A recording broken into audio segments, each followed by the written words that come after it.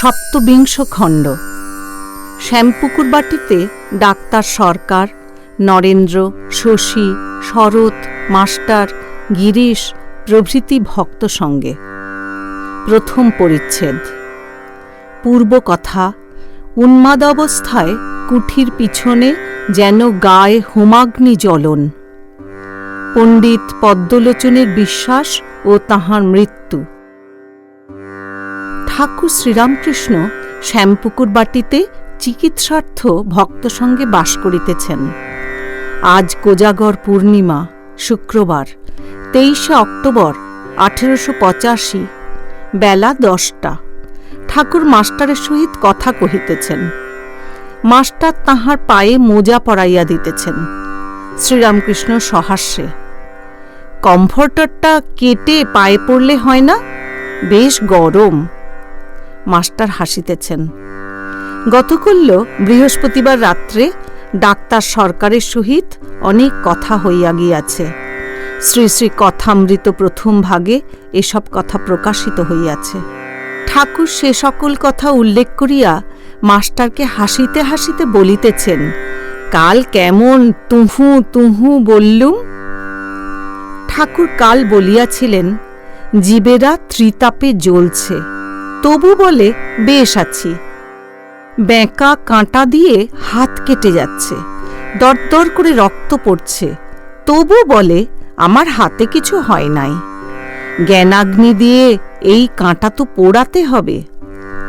ছোট নরেন ওই কথা স্মরণ করিয়া বলিতেছেন, কালকের বাঁকা কাঁটার কথাটি বেশ, জ্ঞানাগ্নিতে জ্বালিয়ে দেওয়া। শ্রীরামকৃষ্ণ, আমার সাক্ষাৎ ওইসব অবস্থা হতো। কুঠির পিছন দিয়ে যেতে যেতে গায়ে যেন হোমাগ্নি জ্বলে গেল। পদ্মলোচন বলেছিল, তোমার অবস্থা সভা করে লোকদের বলবো। তারপর কিন্তু তার মৃত্যু হল।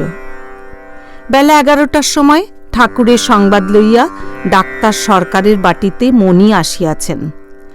ডাক্তার ঠাকুরের সংবাদ লইয়া তাহারই বিষয়ে কথাবার্তা কহিতেছেন। তাহার কথা শুনিতে ঔৎসুক্য প্রকাশ করিতেছেন।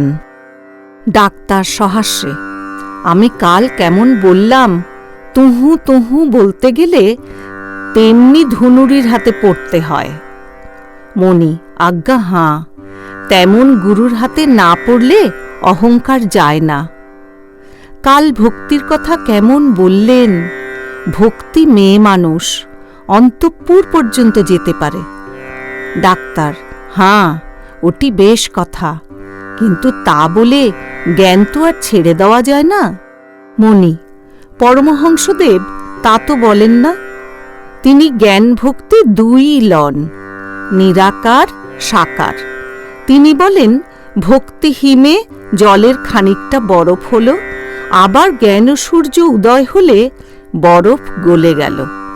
অর্থাৎ ভক্তিযোগে সাকার, জ্ঞানযোগে নিরাকার।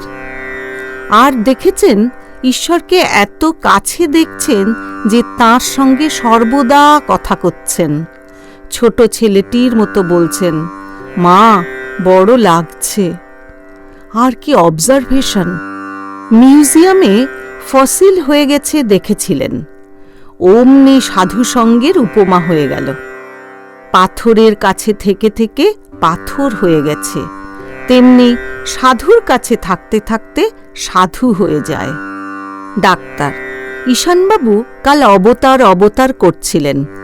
অবতার আবার কি, মানুষকে ঈশ্বর বলা?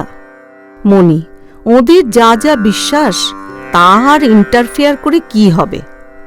ডাক্তার, হাঁ, কাজ কি? মণি, আর ও কথাটিতে কেমন হাসিয়েছেন। একজন দেখে গেল একটা বাড়ি পড়ে গেছে, কিন্তু খবরের কাগজে ওটি লিখা নাই, অতএব ও বিশ্বাস করা যাবে না। ডাক্তার চুপ করিয়া আছেন, কেননা ঠাকুর বলিয়াছিলেন, তোমার সায়েন্সে অবতারের কথা নাই, অতএব অবতার নাই। বেলা দ্বীপ্রহর হইল। ডাক্তার মণিকে লইয়া গাড়িতে উঠিলেন। অন্যান্য রোগী দেখিয়া অবশেষে ঠাকুর শ্রীরামকৃষ্ণকে দেখিতে যাইবেন। ডাক্তার সেদিন গিরিশের নিমন্ত্রণে বুদ্ধলীলা অভিনয় দেখিতে গিয়াছিলেন। তিনি গাড়িতে বসিয়া মণিকে বলিতেছেন, বুদ্ধকে দয়ার অবতার বললে ভালো হতো, বিষ্ণুর অবতার কেন বললে? ডাক্তার মণিকে হেদুয়ার চৌমাথায় নামাইয়া দিলেন।